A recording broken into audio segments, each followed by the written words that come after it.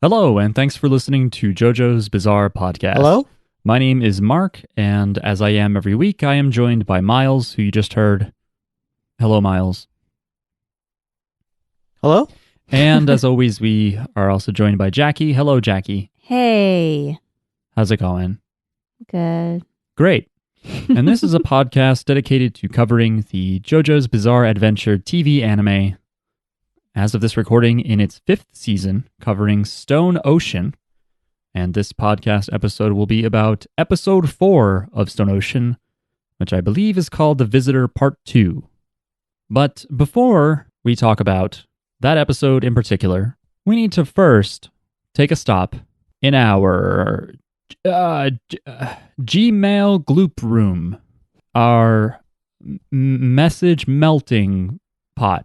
Something like Yes. We need to take a look at our email inbox. Okay. These are emails sent to jojosbizarrepod@gmail.com.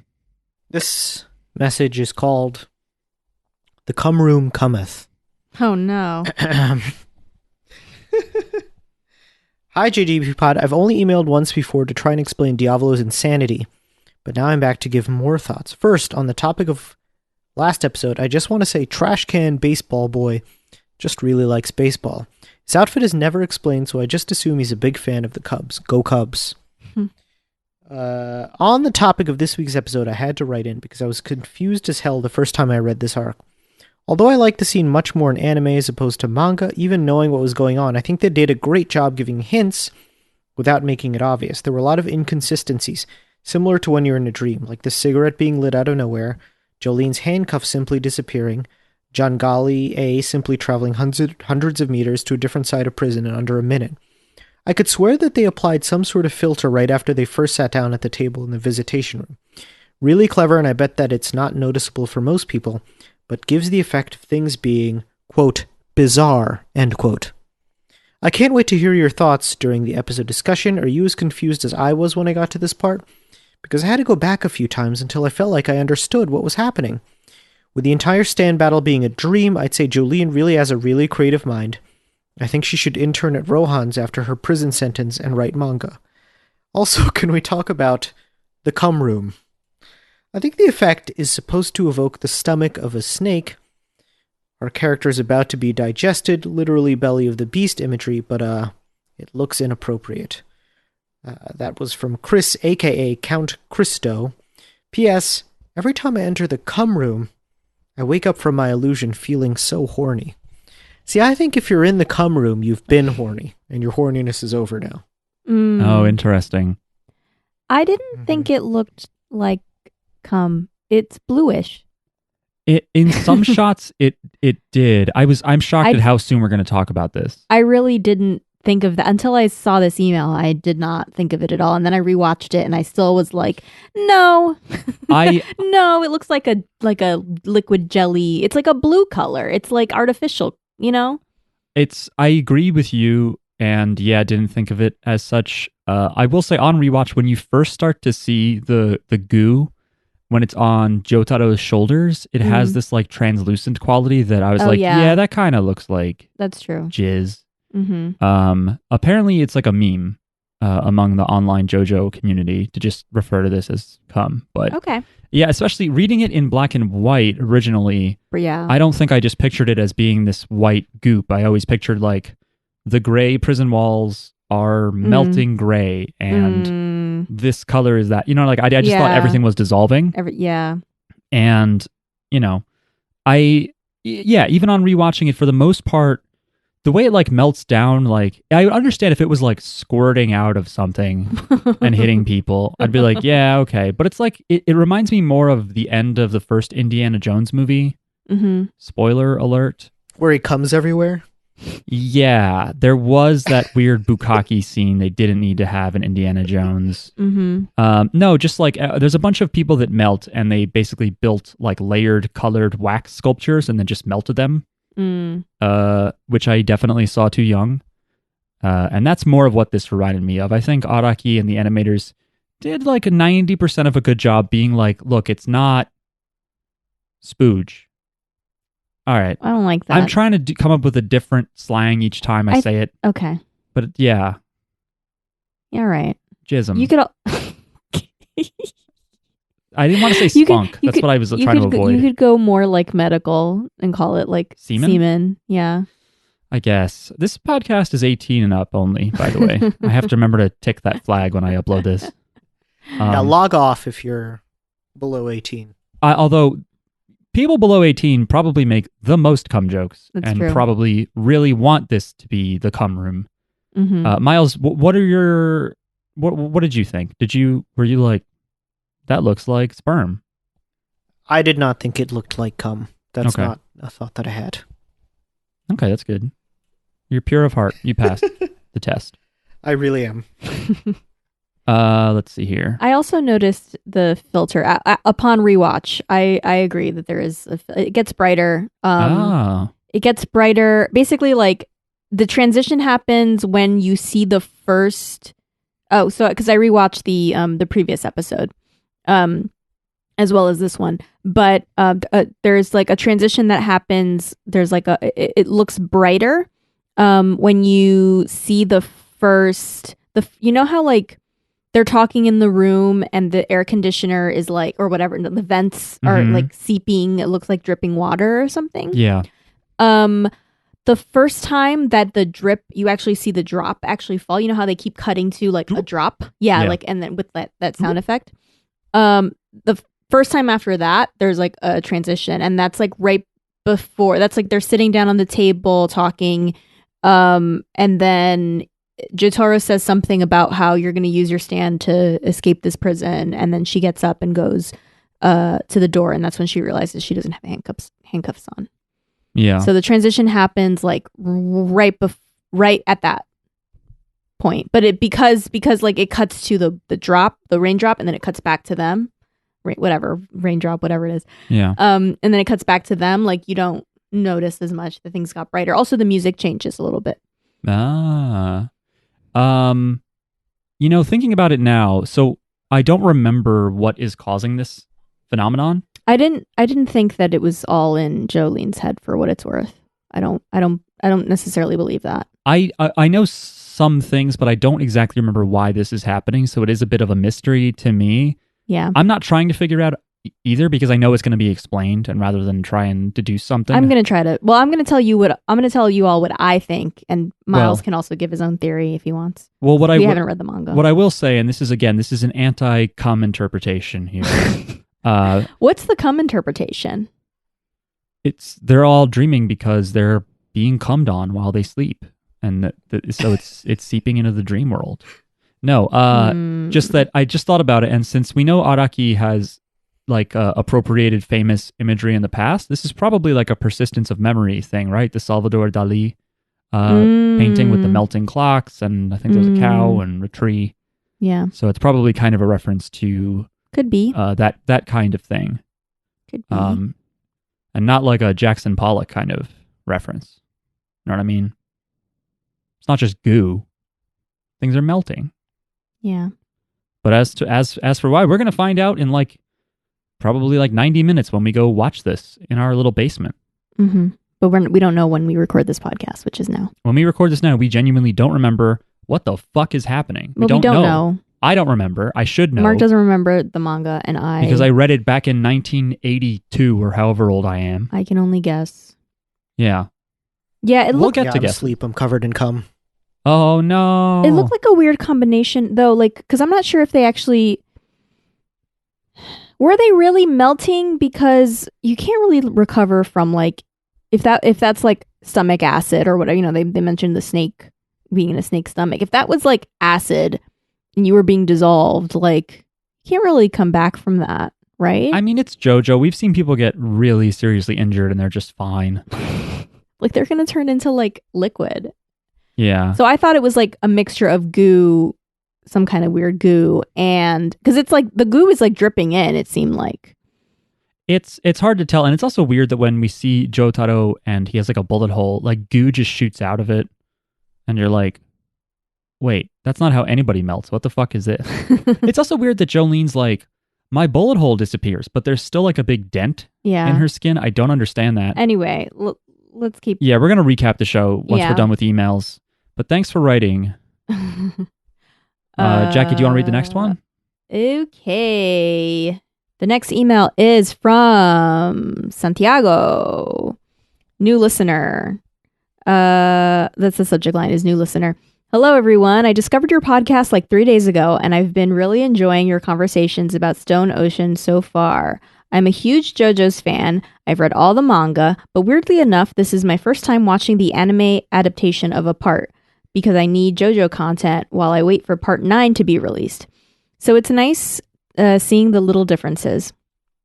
Regarding the baseball kid, his uniform in the manga actually has the Chicago Cubs logo in the hat and in the uniform, while in the anime you can only see weird blue ovals, probably because of copyright. However, in the first Stone Ocean trailer, you can actually see the logo in the uniform, so it definitely was a last-minute change they had to do. I don't really have a question. I just wanted to say again that I've been really enjoying your podcast, and I'll probably be listening to the older episodes in the near future. P.S. Happy Holidays. P.S. 2. That last comment Jackie made regarding the part order is considered heresy in like 99.9% of JoJo's circles, and it's like the most unpopular of unpopular opinions. I don't agree with you, Jackie, but I'm open-minded. Okay. I am leaning more towards Jackie's side of things, except I don't just think you should read JoJo backwards. To recap for listeners that are only listening to this episode and not previous ones, or they don't remember what I said. I said start from the oldest one and go backwards. Start from the newest one and go backwards. Yeah, I'm saying start from Reverse. this arc and go backwards, then forwards. Because if you can't handle JoJo at its come, then you can't handle JoJo. You don't deserve JoJo at its fun. So you start at this episode. Okay. Yeah. Okay. I was talking to Discord admin and fan of the show, Aaron, earlier. And he was... Shoutouts to Aaron. Shoutouts to the fan Discord that we're not responsible for. Yeah, but we do use. Yeah. And he was saying like, oh, how do you deal with trying to explain to people, like having to get people into JoJo, but then they come upon weird stuff like the Alessi stuff where he's like turning the people into babies and the babies are fondling women and stuff. And I'm like, I can understand why that might be hard for some people to deal with, but if they can't accept that stuff, then maybe fuck them, you know? And then don't watch JoJo's. If you... Well, can't handle... It doesn't have to be for everyone, you know? That's right. We had one... I remember when we had Charles on, he was the one guest who was like, I hated that show. I hated that episode. He just said she's just like, I didn't really like it. Yeah. No, I don't think Dave liked it either, but he also had one of the like silliest part 4 stories with the rock, paper, scissors. Okay. And we've probably also had other people who didn't like it, but didn't express it. Yeah, but didn't say it outright. People who may have said things like, it was interesting. Yeah. Or other things. That's my dad's famous review of The Matrix. When we were kids, we showed my dad The Matrix. Right at the credits, my dad's like, that was interesting. I'm like, he hated it. He hated it. Which is fine. Look. Listen, all I know is I showed my friend the first 3 episodes of Stone Ocean and she wanted to keep watching it. So I think that and then but like it makes sense, right? Like if you watch, I mean, I haven't seen all of Stone Ocean obviously because we're watching it episode by episode for the podcast, but if you watch Stone Ocean and then you're like, now who's Jotaro? Like now you got to go back and see a season. Maybe the order should be part 5, then part 3 is Jotaro's origin. So part 5, then part 3, then you got to see Joseph's origin. So then 2, then 1. Wait, but maybe after 3 you should watch 1 to see who Dio is. And then you see 2 to see like Hamon more good. Better. Okay, so 5, 3, 1. No, not 5, 6. Are we on part 6 now? We're on part 6, which is season 5. Oh. So right. You're saying 6, 3, 1, 2. And then is it 4, 5 or 5, 4? Do we go 5 to keep with Dio and then you go to 4? 4 could be its own thing. You could just watch 4 by itself. No, I think we figured it out. The ultimate order is part 6, then 3, then 1, then 2, then 5, then 4. And then 7 and 8. I like my backwards. You know what? Fuck it. Then I like the 8, backwards. then 7. I like backwards watching. Or start at the newest one and then go back to the beginning. Start at whatever the newest one is and then go back to the beginning. You could also do this podcast order where you go 4. Yeah, our podcast order. Then 90s OVAs, then 1, 2, 3, 4. I think that's a good order. That's pretty much what we did, right? I never saw JoJo's I before genuinely part 4. recommend people either just do regular fucking order, deal with the corniness of part 1, shut up, or start at part 3 and then go from 1. I guess technically that's what it. I did. I started at part 1 before there was a podcast. That's and right. then but Miles has only seen the podcast order. Right, Miles? Yeah, and you're fine with it. Correct. Yeah, it made me like the show. I think you've said that if you started on part 1, you might not know if you actually would have enjoyed it or stuck with it. Yeah. I recommend people start with Cool Shock BT and then read Bow and then read 1, 2, 3, 4, and you're not allowed to complain at all because it's all good and brilliant, and Araki never forgets anything, and it all makes sense if you try hard. Let's move on to the next email. There's a follow-up to that email about that it's about Mr. Baseball Kid's uniform. So Santiago continues and said, thinking that nothing was going to change with regards to the baseball uniform, but right after, like less than a day after they sent that email, David Production released a redesign for Baseball Bat Boy. And some people have said that they even replaced the original Netflix episodes with the new ones that have a redesign, and they attached a screenshot of Jolene realizing that she's in Jizz World. Yeah. And the baseball boy. And his hat says GD on it. Like it's a cool green dolphin kind of logo. Yes, and it has dolphins on it. This is when we watched it today, I was like, I thought his uniform was different. Because we rewatched it. We watched it last week and then we rewatched it this week. We watched it last week and we rewatched it today.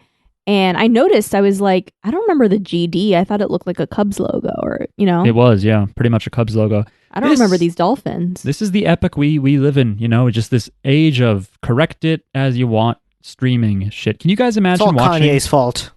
It's Kanye's fault and it's George Lucas's fault. But God, it would be so bad to watch Star Wars in the age of like streaming. I feel like you'd be in a movie watching Star Wars and then like a CGI Jabba the Hutt would just appear in the background in the middle of watching it. You'd be like, what the fuck?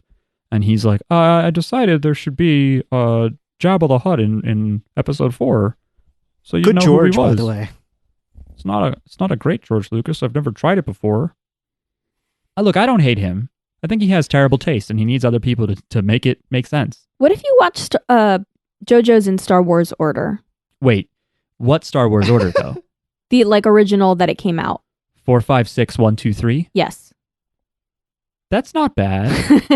That could work. Because there's people who say that like there was like a Neo like sort of like the prequels aren't terrible kind of order where it was like watch episodes 1, then 2. Yeah. Then start at episode 4, blah, blah, blah, and jumping around and shit. Which to me makes no sense to jump from like a late 90s movie aesthetic that is aware of its own like commodification and cultural saturation and then jump to like 1970s like we're a bunch of dickheads with miniatures on a small set. That doesn't make any sense. But whatever. JoJo's the art style, you'd also be giving yourself whiplash, I guess. Looking at dinky little Koichi and dinky villains to going to Jonathan, who, when he's jacked, he looks like he swallowed another person. Anyway, this next email is from Katie. And the subject line is just episodes 3 and 4. Greetings, JJB Pod. Hope everyone is enjoying the holidays. We are. Yes. John Golly A made for some great discussion, peach emoji. While kind of silly, I believe his thick posterior gives him a sniping advantage. I used to compete in an indoor rifle league, where we would fire at targets from the 4 common shooting positions: prone, sitting, kneeling, and offhand. Being a rather skinny or bony person, it was hard for me to hold some of the positions for a long time. In comparison, I bet John Galley can stay in the same spot for a long time due to the cushioning. LOL. Another interesting factor would be your heartbeat. When using high-powered scopes, the crosshairs would dance around in rhythm with our breathing and heartbeat. With a little more fat on you, the impact of your pulse is lessened some. And while Jangali can't see in the traditional way, his heartbeat still transfers and can alter a bullet's trajectory. Anyways, thank you for indulging my dumb theory. Best regards, Katie. P.S. I'm glad this season has no shortage of horny so far. Huh. Good house needs a solid foundation.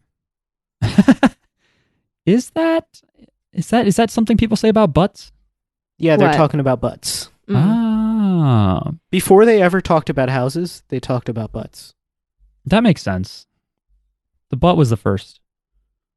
So I read this email earlier today, and I was like, Katie has inspired me. I'm gonna look up in Google. I'm gonna type into the Google box, benefits of having a fat ass. Oh.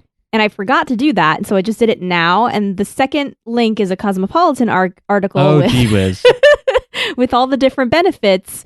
There are there's apparently like some random studies that are like that there's like health benefits, and it helps your posture potentially, and different. Does it say things. sniping? And number 15 is you have a built-in cushion.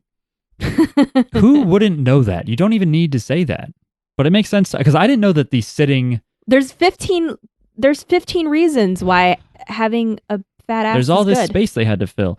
I didn't know about the sitting sniping position. It looks very silly to be sitting on your butt with your like feet crossed over each other. I feel like I've seen all of these positions in movies. It looks like you're sitting in someone's lap sniping. Which one? Yeah, it does. The sitting one. The like cross-legged one? Yeah.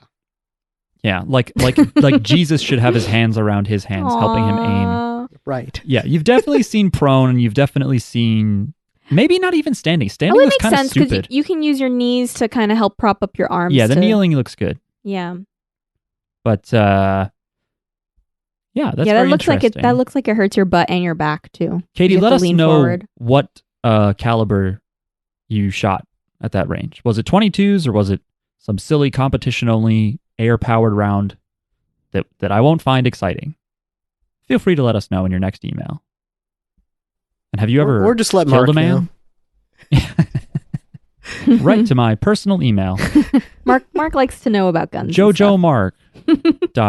You can write in to Miles to talk about sports, and you can write in to Mark to talk about guns. We're going to start recording this episode in our own separate sections. And then write into me to talk about programming. We're not even going to record together. We're just going to do 30 minutes apiece about our own feelings. It'll be our white album. Is that what they did? Yeah, they all did their own songs. Oh. Or like Outkast released an album where it was like two Speaker Box and The Love Below. Yeah, where it was like, okay, we can do that. Yeah, one of them had Speaker Box and the other one had The Love Below. We each release our own podcast. Miles, you know that album, right? Yeah. Who had the Big better half of the album? I'm gonna be so I've thought about this, and I Of think course. Big Boy's album is probably the better album. Like it's a more cohesive set of songs, but I think the Love Below, like, it was way more influential. Like you hear a lot of its influences still today. Really? Wow.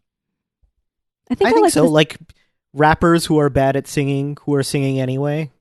Mm. Like just that alone. Did he start that? He didn't start it, but like, I don't know, like the content of it too, like how like emo it was is not like was not typical rap content at the time. Okay. But there are some clunkers on that side of the album. I never listen to the album, but I like the singles from Big Boy's side of the album. The Way You Move?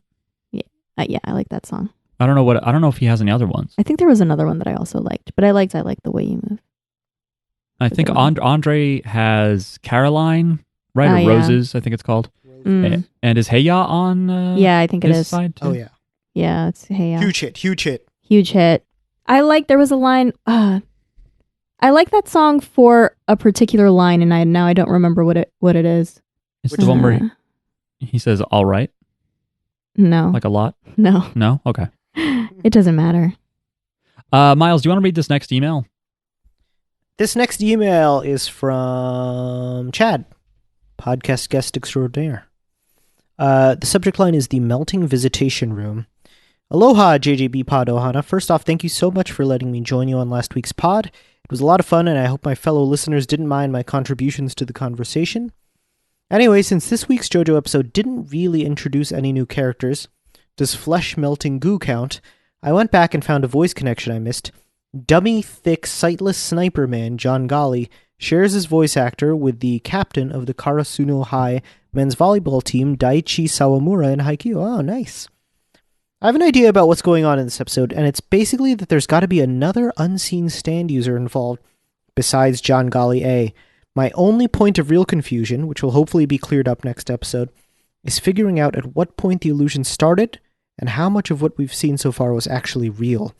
I hope everyone had a happy holidays, and if you got any presents, I hope they were exactly what you've always wanted.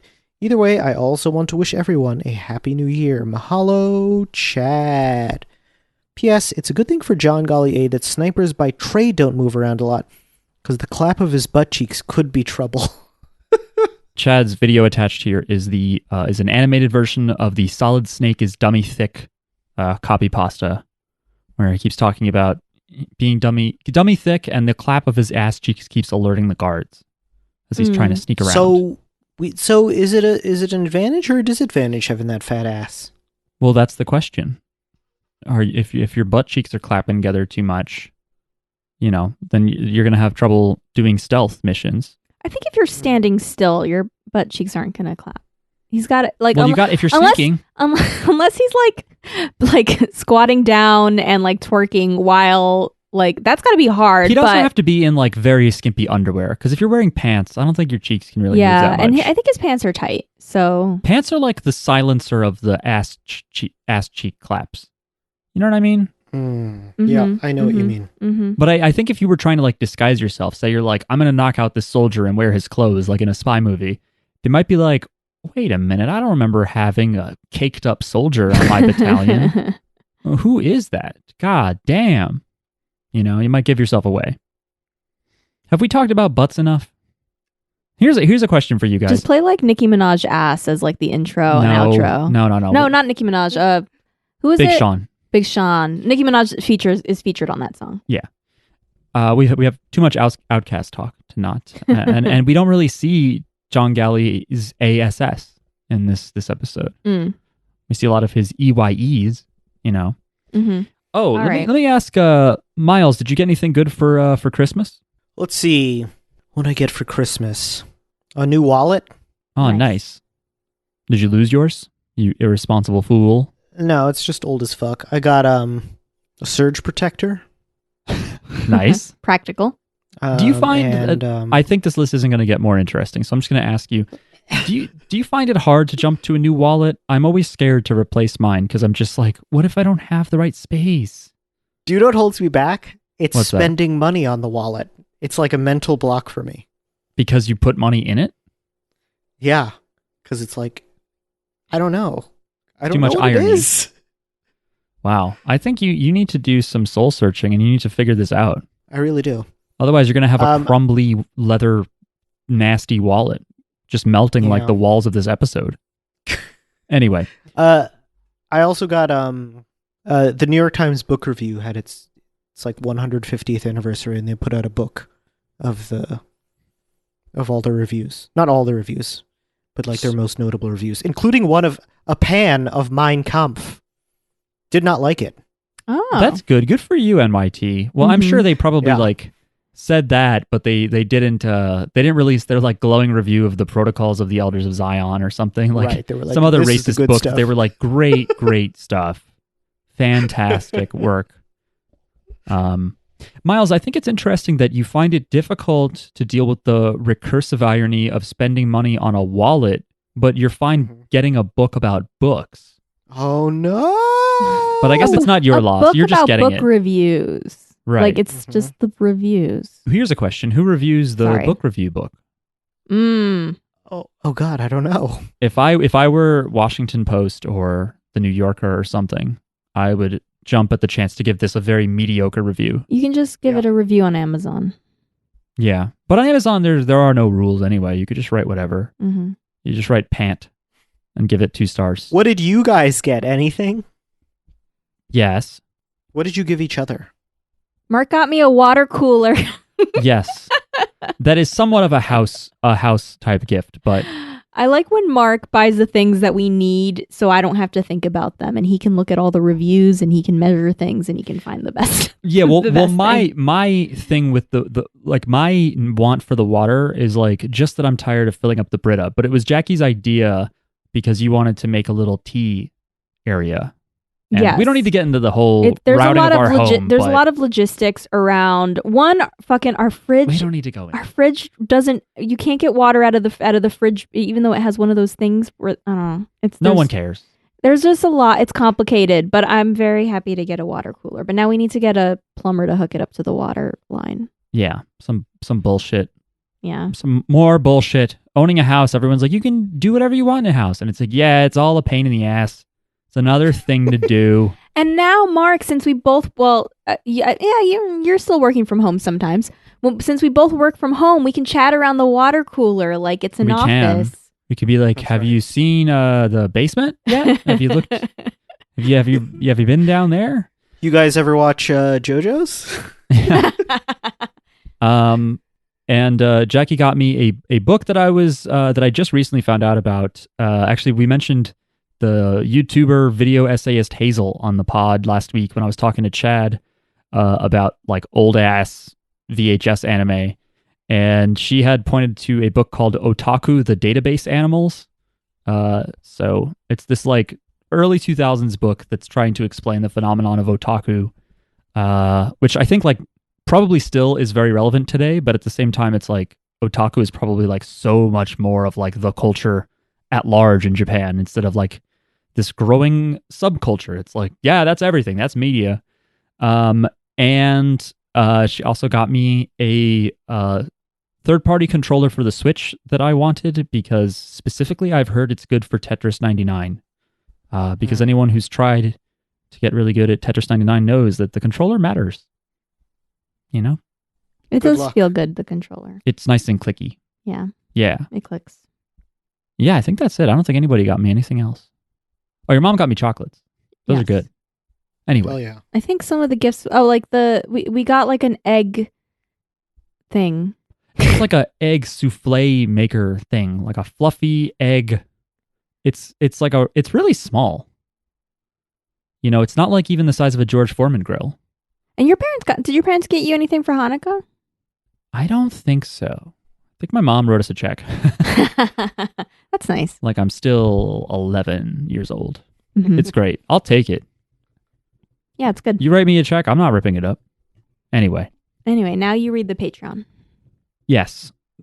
Those were emails. Well, what we just talked about had nothing to do with email. But before we talked about holiday gifts, we read emails sent to Jojo's Bizarre Pod at gmail.com. You too can be a part of this podcast's future, wherever it leads, probably not to a good place. But if you want to support the show and you're not good at writing, you can go to patreon.com/jjbpod and subscribe to help us out. You can pay either $1 or $3 a month. Both get you access to the extra content we put on the Patreon feed. And at the $3 level, we will say thank you personally in a heartfelt manner like so. So thank you so much to Ken Barron, Kassoon, Caleb, Lord Zendar, Jumbo, Katie, Bloof, Nocturnal, Kenna, Caden, Nick, Austin, Tim, Tyler, Martin, Michael, Christian, and Chad. Thank you all very much. Nice harmony, by the way, on Chad. I'll try to line that up. I also realized that when I say Michael now, I'm kind of imitating the little kids that Michael Jackson rescues in the Moonwalker video game. Mm. When he rescues the kids, they go, Michael. Mm. I don't know That's any troubling. other sound effects from this game. Hey, don't you dare. Yeah. So once again, that is patreon.com/jjbpod. Folks, we need to take a break before we get into a step-by-step recap of Stone Ocean Episode 4. We will be right back. All right, let's talk about The Visitor Part 2, Episode 4 of Stone Ocean. Let me get out my nerd shit, and then we'll talk about each event. It covers chapters 13 to the beginning of chapter 17 of the original manga. And I didn't find any original chapter names that were fun, but I couldn't pick my favorite Araki chapter comment from each week it came out. So here are two. Okay. One of them, I don't know if it's chapter 14 or 15. He says, "A dentist I know won't fix my cavity because he says he's scared. It's not fair." What? I have no idea. Okay. And the thing is, I read these on the JoJo Wiki. Did he say a dentist he knows or a dentist friend? A dentist I know. Okay. And you know, it's not his dentist. It's just a guy that he knows who's a dentist. Yeah, maybe that's what it is. The guy's like, "I'm not your dentist. I'm not gonna fuck. I'm scared because we're not insured." But I don't know how shit works. It's like his brother-in-law or something. Yeah, I love that he says it's not fair. I'm like, all right. I hate to tell you this, but that dentist is not going to be successful for long if he's scared of a fucking cavity. The other comment that I like is, among the CDs I've recently listened to, Metallica's S&M, Symphony and Metallica, live album was pretty good. Okay. And I know that album because my brother liked it a lot.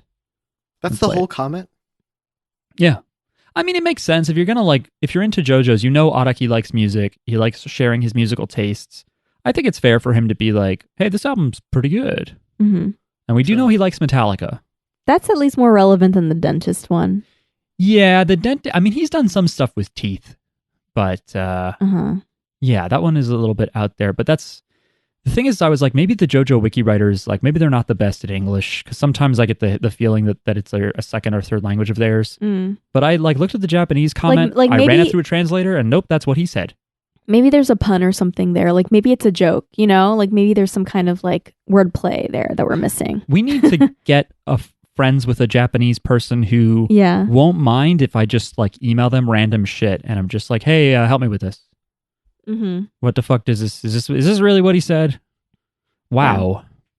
Anyway, so yeah, this episode is it's a continuation of basically last episode's cliffhanger, which is not always the case. Okay, I know I always would say we pick up where we left off. Yeah. Because but sometimes it's like, all right, that arc is over. Mm-hmm. You know, but this one is like last episode. It left us wondering what was going to happen. Jolene and Jotaro were trapped in the visitation room. Right? Yeah, and they knew about Manhattan Transfer trying to give them their keys back, floating around. It looks like it's going to give you your keys back. It's called Manhattan Transfer? Fuck. I was going to ask you guys if you knew what Downtown Transfer's real name was. I would not have guessed I knew. that. You knew, Miles? How'd you know? I know Manhattan Transfer. If there was going to be anybody who would know, it was going to be you, Miles. What do you know about Manhattan Transfer? They do, like, I don't know, these sort of cheesy vocalese versions of, like, jazz songs, like Grazing in the Grass. I don't know what that is. You know that Hugh Masekela song that's like...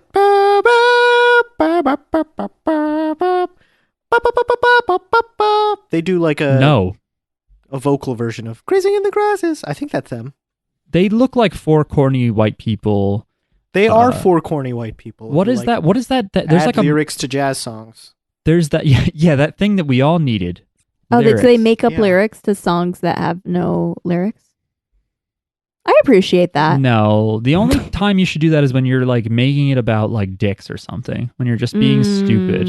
I don't want to hear like what these randos think. Like I want to listen to jazz music by someone and think like, man, what were they feeling? You know, and try to picture it through the music. No, I can't listen to music that doesn't have lyrics. I don't need to hear some third party being like, grass is green in some places and in other places I think their most famous brown.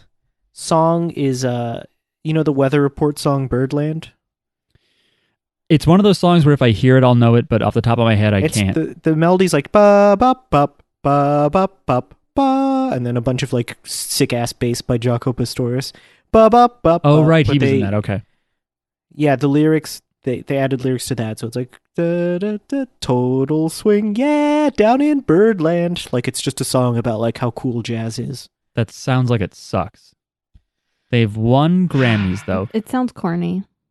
It does sound very corny. But you know, it's like how we talk about how we don't know how corny Japanese voicing is. Araki has no idea. He thinks they're super cool. Yeah. What's that like? Okay, I was mistaken. What? They didn't do the vocal version of Grazing in the Grass. That was the Friends of Distinction. Okay. Mea culpa. I've been trying to say this 100 times. I can still not remember the name of the band. Isn't there a modern a cappella group that does some corny stuff? Is it Pentatonics? I don't know. Don't they do a bunch? Corny. Are they not corny? I apologize. I think they're corny. It's a cappella. Yeah, I guess that's different, right? You're not making up song lyrics. You're just making music with your mouth, which is fine. Mm-hmm. What is singing if not making music with your mouth? A lot of instruments also require your mouth to blow into things. Oh, yeah. Specifically, woodwinds and brass. Yes. And then like a few weirdo instruments, like actually, I don't even know if that, like the bagpipes or something. I think that might be a woodwind. Okay. I think you could call it that. I'm thinking more of it's not a concertina, the mellotron. That's it. The fucking keyboard you blow into.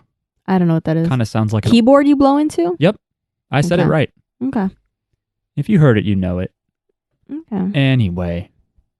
So yeah, it's a wonderfully Araki-esque example of like badass, like fun concept of like, what if a sniper were blind and he's like scary, he's very powerful, he has them pinned down, but he's named after like a corny ass band from the 80s.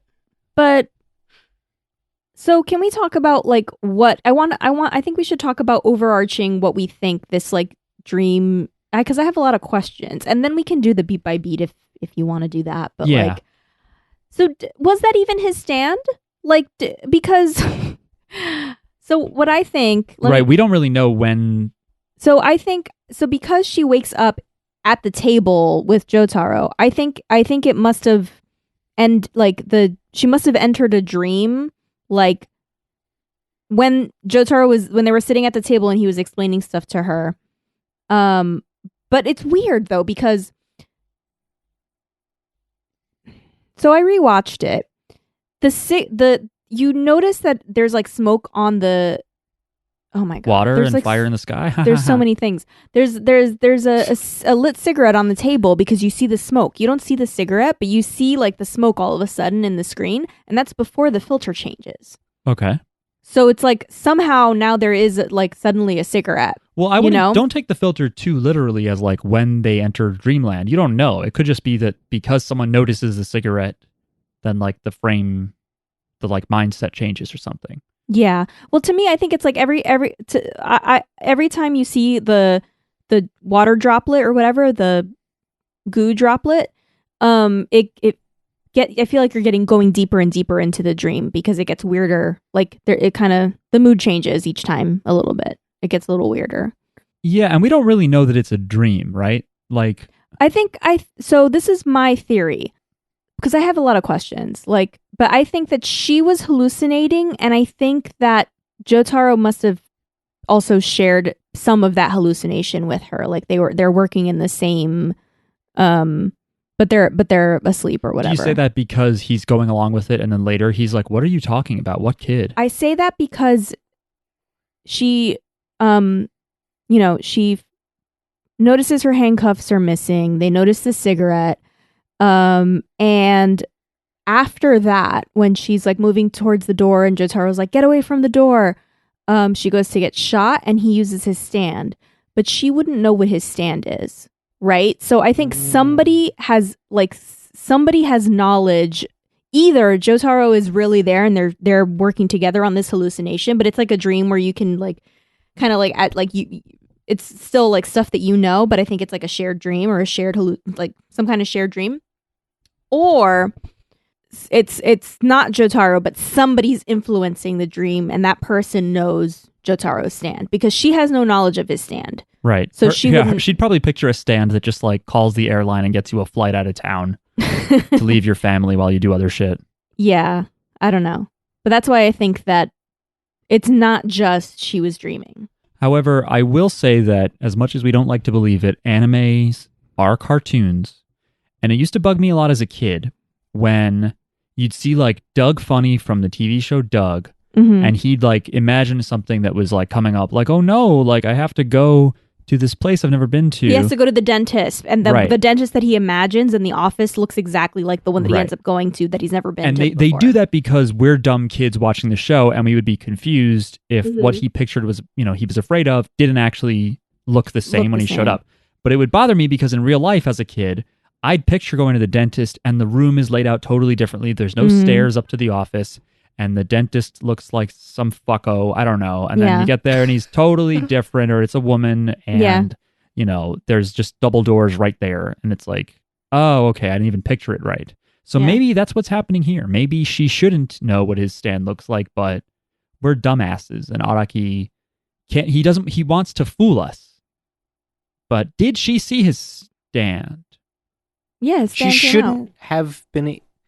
I think Jackie's correct that she wouldn't have seen his stand. No, I agree. I'm just wondering if it's something where Araki is trying to fool us. And he says the name of it too. He says the name of it. Jotaro says he says time stop. So like you would have to know what it looks like and what it does. The time stop. But maybe he's just writing that in for us to see.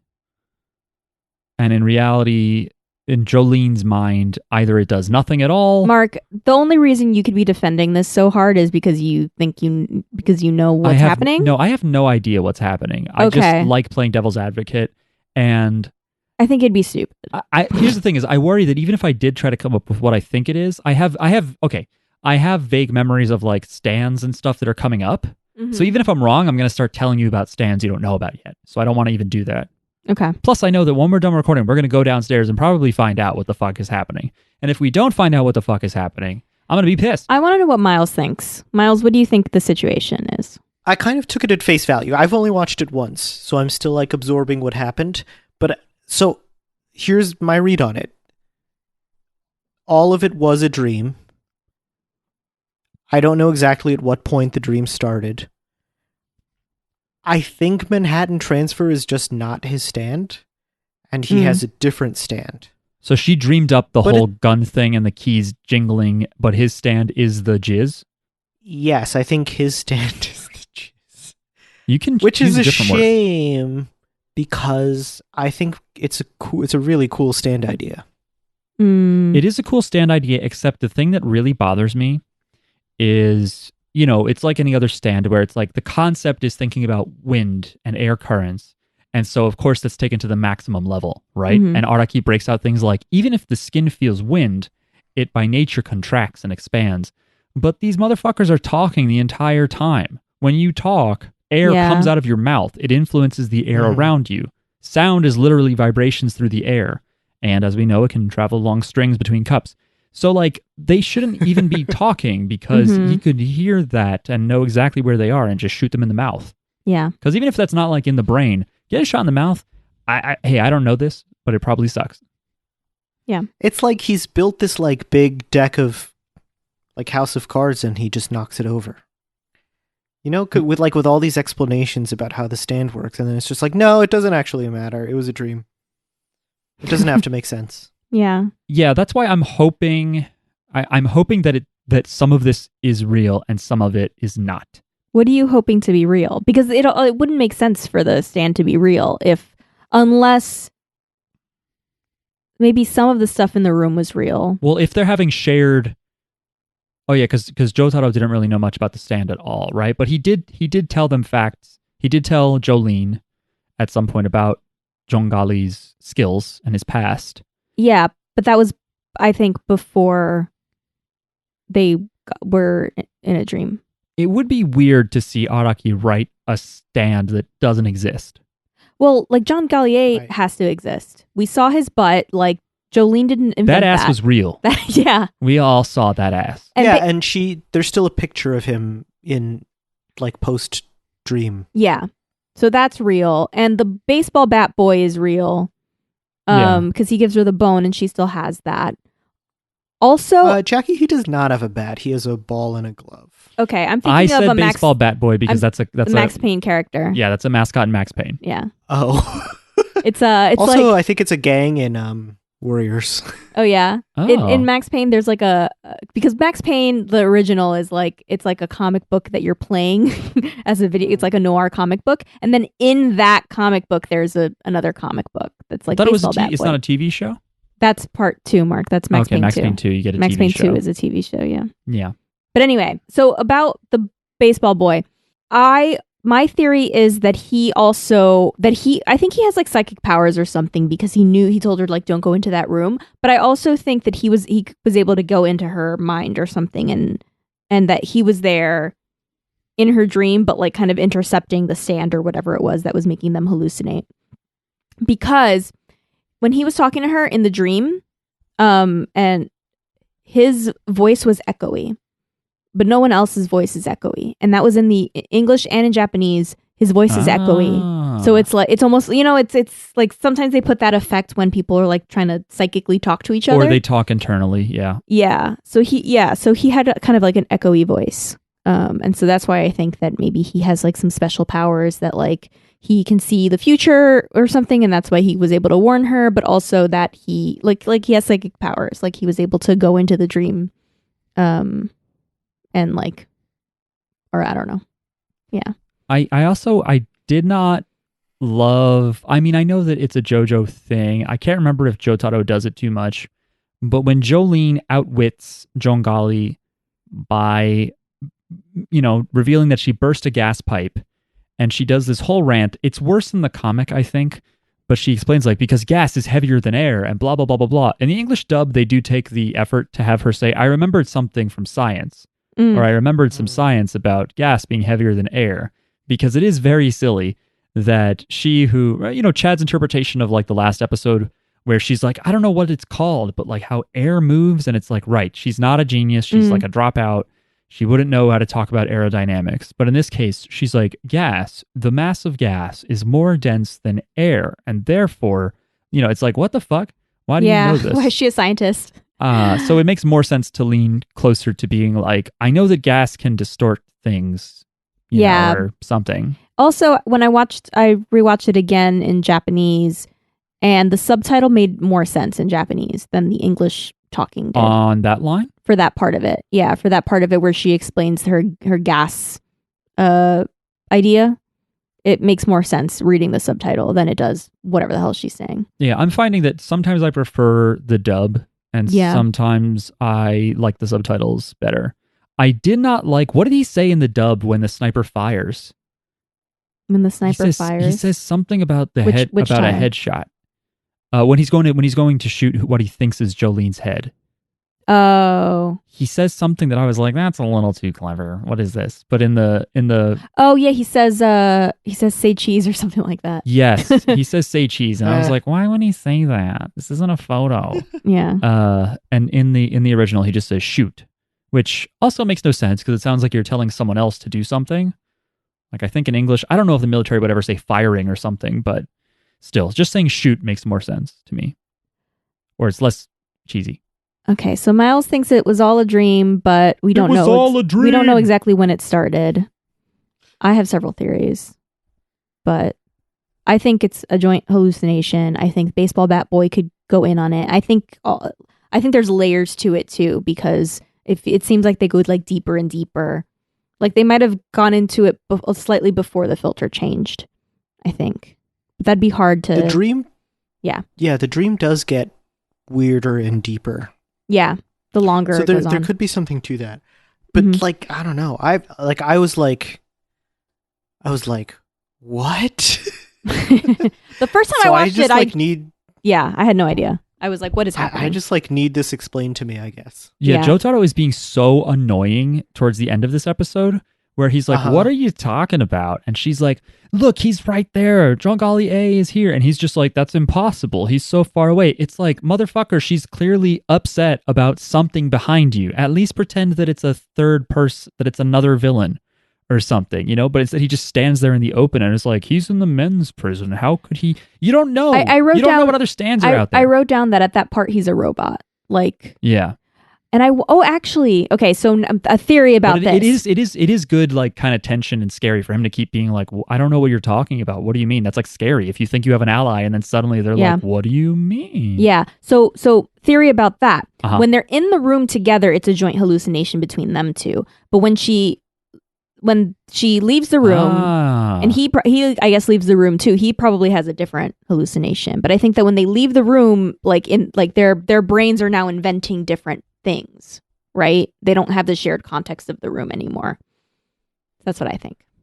Kind of makes sense. We do know that they interestingly do show him talking to himself after she leaves the room. He does say a few things to himself. On that note, sort of, can you guys figure out what scene they added for this episode that was not in the comic? Did anything strike you as feeling like something the anime wanted to throw in there? The fly thing.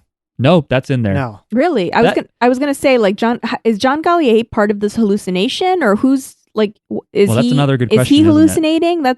He has all these monologues, and I love his monologues too, and I love hearing that he like loved Dio or whatever. I think that's great. Yeah, they're actually in love. It's confirmed in English and Japanese. It's confirmed. He they says love each they're in other. love? No, he says my love. Okay. Well, okay, sorry. I think it's a one-way thing. There's a difference. Sure. Yeah. But he calls, in the Japanese version, he calls him my rock or something like that. And in the English version, he calls him my heart. Yeah. So he loves him. It's love. It's romantic.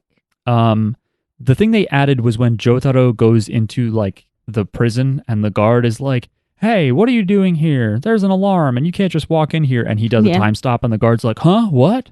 I didn't think that the anime really needed to add that. It is sort of fun to see Jotaro use time stop to just ignore somebody. I feel like I feel like Jotaro would probably more just be like, shut the fuck up. Like, I'm very tall and imposing and I have to find my daughter, so shut up.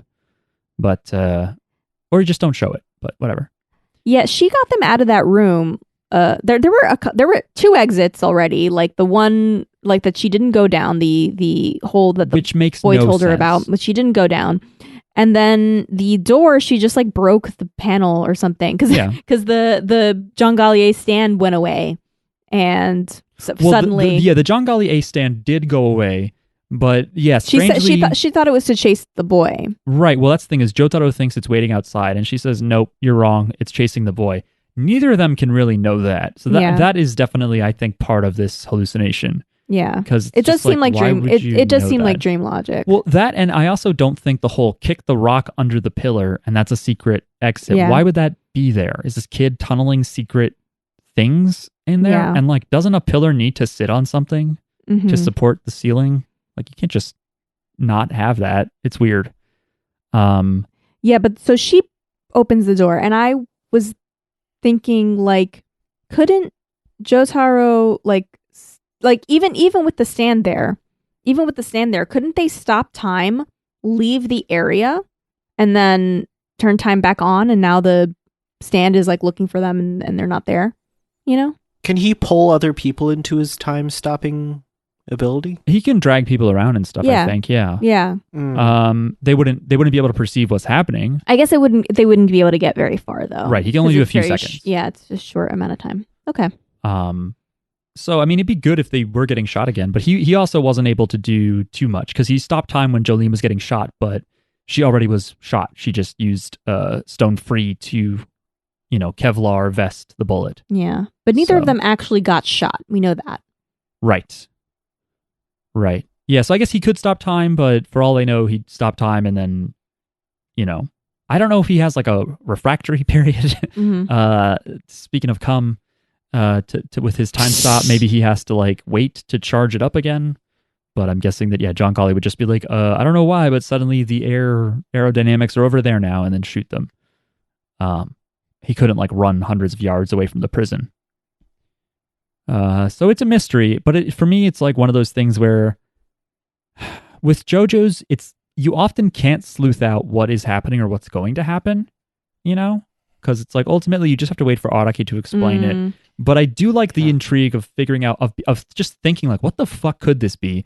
And thinking like, how much of what we saw really happened? Is this a real stand? And I'm waiting for his explanation to like make me even more confused. Yeah. Or go like, Like what? Even more. I hope it is a stand team up situation because I enjoy those. They don't happen very often in JoJo's. Yeah, I hope they keep the idea of Manhattan Transfer. I like thinking about it now. Like, what are some of the greatest duos? Name a better duo. Is like Whole Horse and Boingo, where Boingo is predicting the future and Whole Horse has his gun. Although a lot of Boingo's predictions are like, stick your fingers up that guy's nose. But I guess his bullets are coming at that point. And then we have Squalo and Tiziano being like, this guy's going to say stuff he doesn't mean to say. And also there's a shark in your juice. That's a good team up. And obviously Whole Horse and Jay Guile. That's a great team up. What about Chocolata and Secco? I forget. That's what I'm thinking of. Oh yeah. What is one of them is like the ground underneath you melts, and the other thing is what? He was like, I don't remember, swimming around in the ground. Oh, he can swim. Yes. He can swim good? Is that what it is? I think he can swim good, yeah. Good swimming. I'm looking it up. And they both are horny for each other. Yeah. Maybe it is two stands and they love each other. It's Gallier and some freak. Steel. Some other guy. Some Dream Boy. Seaman Knot. Nocturnal Emission. Oh, there you go. That must be That's probably an album or something. As well. Yeah, or something like Nocturnal Transmissions or something like that. Gross.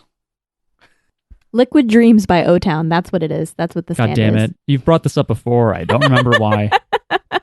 Oh, right. Okay. Yeah. Sorry. So Oasis is Secco's stand, which turns things into liquid, and so you fall into it. And Green Day is mold, which somehow the liquid helps it. I don't remember this enough. It was cool. I know that one of them gets the shit beat out of them by Giordano. So I like stand team up. So I kind of wonder if that's what this is. But we will see. What are some other gaps that we haven't addressed? What are some other things in this episode that we missed? We still don't know what the baseball boy's deal is and whether he dug all these tunnels throughout the jail and what he's doing there. Or if there's actual tunnels. We don't know that there's tunnels for real. And what position he plays. Yeah. I think he's a catcher. Think he's a catcher? Yeah. Just for no reason? I don't know. He looks like he catches balls. He has a mitt, right? I don't think he does have a mitt. Why am I imagining a mitt? I think he does have a mitt. I'm imagining a mitt. I thought he just had the ball, but I thought he played first. If he does have a mitt, we should know immediately if he's a catcher, because the catcher's mitt is different from all other mitts. Yeah, that's true. Is he a lefty or a righty? We should also figure out. I guess it depends what edition of the episodes you're watching. For all we know, David Pro could flip it out of nowhere. Who knows? Betray us. So I noticed something that's different, but I think it makes a difference in the Japanese version versus English. So in the English version, he says in one of John Golly, is John Golly? Yeah, John Golly. John Golly's monologues when he's going to shoot Jolene, not when he's going to shoot her, but like, you know, when he's kind of like tracking things with his stand and he's like kind of seeing what's going on, and Jolene shoots out her threads as a net to catch the stand. He says in English, those threads, it's Jolene Cujo. It's Jolene Cujo. I recognize her stand. Like, that's him realizing that Jolene is there, I guess. And he's like, I recognize her stand. And I was like, he doesn't know her stand. Like, how does he know her stand? But in the Japanese version, he says, it's Jolene Cujo. Oh, that must be her stand. You know? Interesting. So it's slightly different. I wonder what the manga text is. I don't have the raws in front of me, nor would I be able to understand them. But I wonder. It could be that the dub translators and the subtitle translators are both working from the original Japanese audio and coming up with their own interpretations. Mm-hmm. I mean, that probably is what it is, rather than the dub people waiting for the subtitles to inform them. Yeah. So that's interesting, because saying like, oh, I recognize her stand, that's a choice. Yeah. So I don't know if the subtitlers ignored that point from the original, or if the dub people just invented their own thing. It's minor, but Are dubs to be trusted now? Can we really trust them to give us the information in the right order? It's interesting that her stand affects the air, because I kind of thought of stands as like magical and like ethereal and like wouldn't impact the real world like that unless you wanted them to. But it's the dream world, so it doesn't matter. But they do well, they do affect the real world. Even if you can't see the stand, it still punches you. That's true. You know what I mean? Like they're basically all just different shaped telekinetic pushes and stuff. They kind of are just wind, so I guess really. they would affect the air. Yeah. I wonder if that means when fine. your stand is out, you're heavier, because the stand must have some weight. I don't know. Do we all think that this dream thing is a stand and not that, like... So, because another option is that the stand just made them fall asleep, and then the rest of it was just a regular, like, dream that normal humans have. Maybe, but then why the meltiness? Well, that's in the real world. Yeah, but why is it melting if the stand just makes them fall asleep? I don't know, because she feels melty in real life. You know how sometimes like things in real life affect your dream? Like if it's if like you need to pee and you're asleep, like in your dream you like go to the bathroom. Wait, but then you're not explaining where the melty comes from. Is there a third stand? There's a sleep stand, a gun stand, maybe. No, there's a melty sleep stand. It makes you melty sleep. Why would it do that? I don't get it. Well, because what? Then there's 3 stands. Well, how many stands are there? Maybe there is no goo. It's just very humid in Florida. Because something like had to make them sleep, right? I guess. I will say I related very much to... They can't just be in the middle of a conversation, both of them fall asleep, and that's very advantageous to like the goose stand, the melty stand. Yes, I think you're right. I did really relate to when Jolene is like half awake and she's like, "Don't free!" And she's like, "I have to..." That feels like me on days when I didn't get enough sleep or something's with me. Her thread doesn't work. It's all melty. Yeah, and I feel like that on some days where I'm like, if I could just move. And then lately I've been taking naps. I've been throwing in the towel and saying, fuck it. I'm going back to bed. But just take a nap. Naps are great. Very relatable. Well, it would be bad when I was at work and I'd feel like that. And I'm like, just wake up. And like a cup or two of coffee wouldn't do it. So nothing ever melted around me though. Mm-hmm. And I, as far as you know, never saw semen. Mm-hmm. Well, not never. Never at work.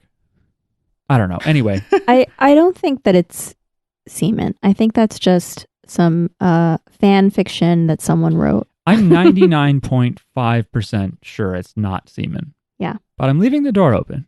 Okay. I'm not going to say that it's an optimism, but you never know.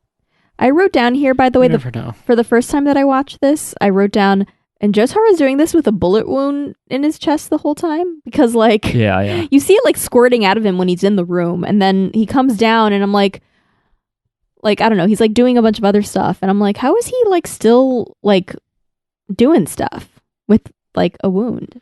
It was stated, but I didn't realize it was. Oh, I also wrote down that Jotaro is a robot now. I don't know if I said that. You before. did say that. Okay. The JoJo wiki did mention that for the anime they added a scene where Jolene notices him bleeding and looks concerned. They also, I recall, removed a line from the manga where Jotaro says with regards to Jolene, I think it's when he's proud that she like did the gas thing. It's some point later in the episode. He says like, the Joestar blood, huh?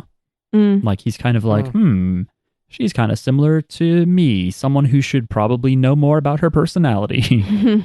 That was kind of cute, but it's gone now. Yeah, I think we've said all we can say about this episode. Hold on, let me just look at all the questions I have at the bottom of my notes. Oh yeah, my initial reaction was the last ep all a dream? Wow, what? Those are my notes. Wow, what? And I don't think I got it. I got like, okay, dream, but then that's it. That's all I got. Dream. And then I wrote down like kind of annoyed. I wrote down nothing happened in this episode then because they were just in a room the whole time. But don't you think the mystery's fun? I like mysteries. Even if I can't solve them, someone else has to do it for me. I enjoyed this episode more after watching it more than once and talking about it with you guys and having theories. Yeah, exactly. That's why we do this podcast. I have a hard time thinking like it all won't count for anything. You know what I mean? I don't think it's all in vain. Okay. Yeah. Well, we'll see. Another note that I have here is this the fate worse than death? Remember this kid ominously is like, don't go in that room. There's a fate worse than death in there. He knew they were shooting a porn scene. Okay. He knew they were filming some gross stuff in there. So he's like, don't. The fate worse than death is being trapped in a dream forever, I guess, or melting. A gross melty dream. Or slowly melting away. I don't know, one of those? Melting in your dreams? Yeah. Melting in your dreams. But you assume they die, right? Like, the fate is still death. Yeah. Well, maybe it's not, though. Maybe they're permanently stuck as maybe you sleeping. just become liquid. You're just melting and you become liquid. That's it. You just fuse with, like, the room and you're just it's the end of Eva. And the whole time, it's that weird, like, it's that whole weird half awake, half asleep state where you're like, it's like sleep paralysis. You're just like, I can't move. That would be shitty. That would be ass. Also, in the English version and I think in the Japanese version, she's like, it's like a snake stomach. But, like, why would you think a snake stomach? Don't all stomachs have, like, stomach acid? Like... Probably, yeah. We definitely do. Why would you think snake stomach? I guess because I think snake swallows their prey whole and alive. Yeah, that's true. They didn't go through another early visitation room where a bunch of teeth just went stomp, stomp, stomp and just squished them. That's true. Yeah, so I guess just being the feeling of being swallowed alive yet then being broken down by acid. Okay. Those are all my notes. Great. Yeah. Well, all right. What's going to happen? I don't know. I think they're going to be melty the whole rest of the season. They're just going to have like a droopy eye because it'll be like half melted. That would be fucking annoying. I would not like that. Because how are they going to recover from being melty? Is Josuke going to come by and like fix them? Like take all their rearrange their parts back to be on their face? Or Cinderella can come and give them a makeover? Yeah, but I think their new face would still have to be goopy. They'd still look like melted ice cream. Just like when you get one of those Sonic the Hedgehog themed ice cream cones and you're like, this isn't Sonic the Hedgehog. What the fuck is this? This is a clown. You know what I mean? Sure. Yes. Oh, by the way, watching this episode multiple times, I also noticed, so you know how Jotaro has a hat hair thing? Oh, yeah. I'm pretty sure, I think I know how that works. So Is it that it also gets melted? Well, it does also get melted, but it's all hair. Like it's all hair. Ugh. It's all hair. And then he just put a little visor in front. Like a little, it's just like the brim of the hat is in front. And then he paints a little star on his hair. And that's what it is. He doesn't have like the hand pin and stuff this season. It's just a star. There's like a green star in the middle from what I recall from memory. He has like a green star in the middle and he has just the brim. It has like two little gems on the side. Or what? Not gem, gold. It's like a gold circle on the sides. I don't think he has a pin. If he has a pin, he can pin it to his hair. I think it's what listener Pamela said then. I think that maybe his hat has become more hair. I think, as time has gone on. Definitely more hair. Because it used to be that you could see the sides of the hat, the front of the hat, and then the back. You're like, I don't know. Yeah. Also, is it Jotaro that always has his eyebrows blend right into his sideburns? That they're connected? Somehow? I have not noticed that. I think that's true, at least for a while. Mm-hmm. Once you see it, it's like, what the fuck? How did I not notice that before? But also, it's so lame if he's wearing a visor. It's so funny to do that. I want to see that in real life now. Someone with like a box cut or a pompadour, and they just glue a fucking visor. Yeah, that's brilliant. I guess you just take a hat and then you cut off like is it called a brim? Yeah, the front part. You cut that off, and then you like add a little gold jewels on the side, and you just glue that to your. There's like hair glue or something, right? No, maybe you get like the same like extension. Or tracks. maybe you like sew it in. Yeah, it's like a sew in. It's like a weave, but a hat. Yeah, exactly. So it's like part of his hair, and like, and he has to be careful, and he has to sleep with it like that. He's like, I paid top dollar for this. He has to wrap it in silk or something so that it all stays together. Jotaro wearing a do-rag that goes over his giant hair and brim. All right, let's wrap it up. I gotta go.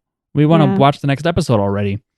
Thank you for listening, folks. Next episode, we will be covering episode 5. But before you turn off your player, listen, wait, stop skipping. Wait. Please give us a like on iTunes or Apple Podcasts, whatever you want to call it. And also give us a like on Spotify, because Spotify now does podcast rankings. Oh, I'm going to do that. So while it's kind of new, why don't you help us shoot up and spread the love of JoJo's bizarre podcast? We also, I uploaded our Stone Ocean episodes to YouTube, and I cut out the music because I know YouTube is very sensitive about that stuff. And, if you want to help us sneak into some people's algorithms, and like an old video game video I had on my old personal YouTube account that was a JoJo fighting game thing, it just like somehow ended up in people's recommended and like thousands of people watched it. So help our podcast episodes do that too, so that when people look up JoJo podcast, they can find us, they can find our YouTube channel. I don't have a direct link for you to go to, but if you find the JoJo's Bizarre Podcast YouTube channel, give those Stone Ocean episodes, give them a like and a fave if you really want. And we are Thanks. We are on like and subscribe. Yeah, like and subscribe. You don't need to comment. On Twitter, we are at JJBpod. And of course, our Patreon is patreon.com/JJBpod. We will talk to you next time when this episode turns out to only have been a dream the entire time. Bye. Bye. Bye.